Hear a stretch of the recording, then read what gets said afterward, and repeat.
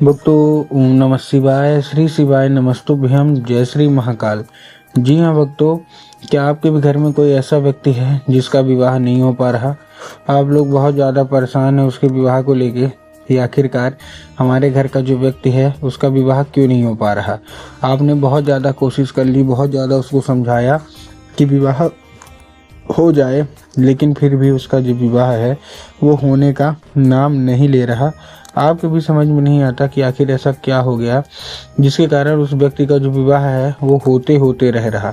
तो आपको परेशान होने की बिल्कुल भी आवश्यकता नहीं है, क्योंकि आज जो मैं आपको उपाय बताने वाला हूँ, अगर आपने उसको ध्यान से सुन के और अच्छे तरीके से किया ना, तो अवश्य रूप से सारी की सारी इच्छा, सारी की सारी जो मनोकामना है वो पूरी होगी ही होगी। और आपका जो भी बच्चा है जिसका भी विवाह नहीं हो रहा, अवश्य रूप से उसका जो विवाह है वो होगा ही होगा।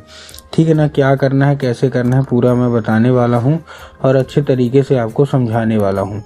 देखिए, आपको भी पता है कि पूज्य गुरुदेव की जो कथा होती है उसमें लाखों की भीड़ आती है। कैसे भीड़ आती है? लाखों की भीड़ आती है।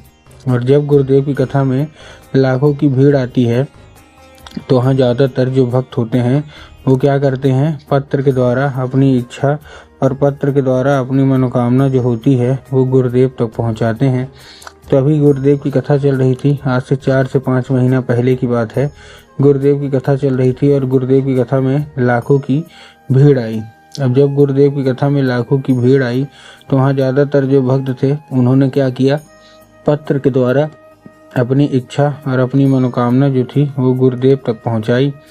अब जब गुरुदेव के पास पत्र पहुँचा और गुरुदेव ने पत्र पढ़ा तो वहाँ गुरुदेव ने देखा कि ज़्यादातर जो भक्त हैं उनकी क्या है, केवल और केवल एक ही इच्छा और एक ही मनोकामना है। क्या कि गुरुदेव, हमारे घर का एक व्यक्ति है ना, उसका विवाह नहीं हो पा रहा। हम लोग बहुत ज़्यादा परेशान हैं उसके विवाह को लेकर कि आखिरकार उस व्यक्ति का जो विवाह है वो क्यों नहीं हो पा रहा। जब भी कोशिश करते हैं कि उसका जो विवाह है वो हो जाए तो कोई न कोई बाधा आ जाती है, कुछ आ जाता है जिसके कारण उसका जो विवाह है वो टूट जाता है। ठीक है ना?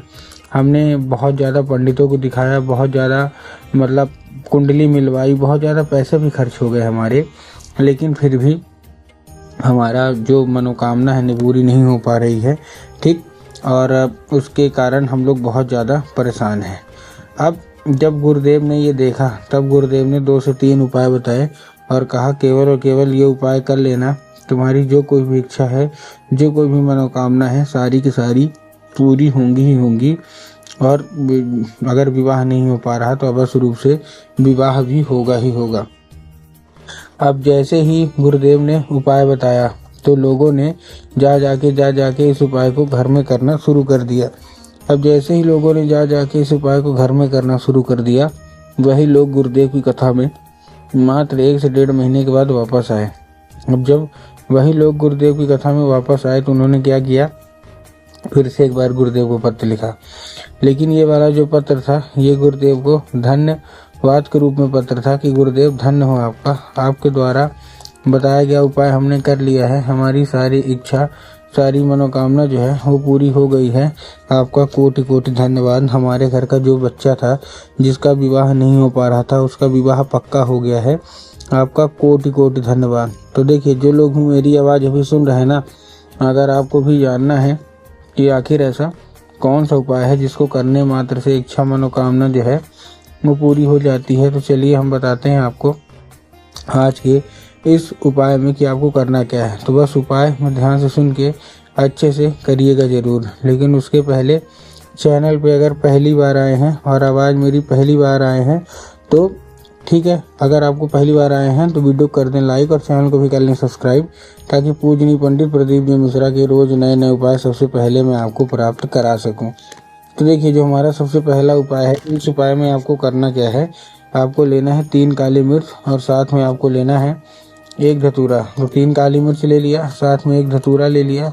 और ये लेने के बाद आपको करना क्या है, जैसे ये ले लिया आपने, पहुंच जाइए कहाँ, सीधा सीधा शिव मंदिर। अब जैसे ये आपका जो बच्चा है जिसका विवाह नहीं हो पा रहा वो शिव मंदिर पहुंचेगा। शिव मंदिर पहुंचने के बाद उसको बोलिएगा कि दक्षिण दिशा में खड़ा हो जाए और उत्तर की ओर अपना चेहरा कर ले। अब देखिए, दक्षिण और उत्तर में भी ना बहुत सारे लोग कंफ्यूज होते हैं कि दक्षिण क्या है, उत्तर क्या है, हमको थोड़ा साफ साफ बताओ। तब गुरुदेव ने साफ साफ बताया है कि आप जिस भी शिव मंदिर जा रहे हैं ना, उस शिव मंदिर में जिधर साइड जलाधारी होगा उधर साइड आपको अपना चेहरा करके खड़े हो जाना है। ठीक, खड़े हो गए।